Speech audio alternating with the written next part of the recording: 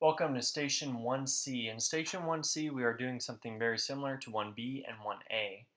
You will have this paper already pre-cut into squares. So each one of these are pre-cut into squares. It may be cut into strips depending on which class you're in, and you will just cut this along there. Once you get the paper, you'll see whether it's strips or already squares, and you'll know just cut it into squares depending on what you are given. These squares you need to solve, so each one you're going to have to solve. You're going to take turns in your group. So when you are solving this, as you have done in all of these stations, we are going to start with x, person who is x, then x plus 1 will go next, then x plus 2, and then x plus 3 for your group roles. So make sure you know who will go in what order. Let's say x went. We're going to solve this one together first. So you have 2 over 2 minus 1 half. Your denominators are the same. You are subtracting.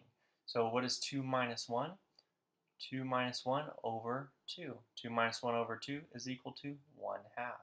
So where the 1 half spot is, you're going to take this, cut it out, or have it already cut, and you are just going to be gluing it into this number line over here.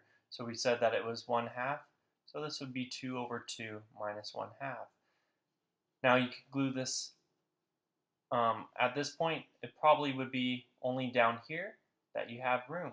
If you start running out of room, go ahead and paste it anywhere in here and just make sure you draw a line. So it could go up here, it could go down here, anywhere that you have it labeled. Once you have finished all of these and pasted them in, once you've finished all of those, your next assignment is to start answering these questions. So you are going to be searching the internet for the definition of a rational number and write the definition below. So make sure you are looking at the internet for this answer. You're going to show and solve a positive fraction plus a positive fraction, same denominators. So you need to come up with an example for that. A positive plus a negative, same denominators. And all of these are same denominators, you're just changing here.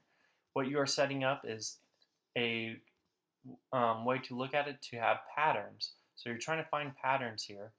So then when you get to your homework, you're ready to talk about it. Your homework is an essay. Yes, I know it's a math class, but you are going to do an essay to make sure that you understand this. This is the best way to notice patterns. So go ahead and read through this in your group. And here is the most important part, because this is probably your first essay in a math class, but not your last. So if anything happens where you don't understand what you're doing here, after you've read through, after you have talked in your group, ask your teacher if you have any questions. I'd be glad to help.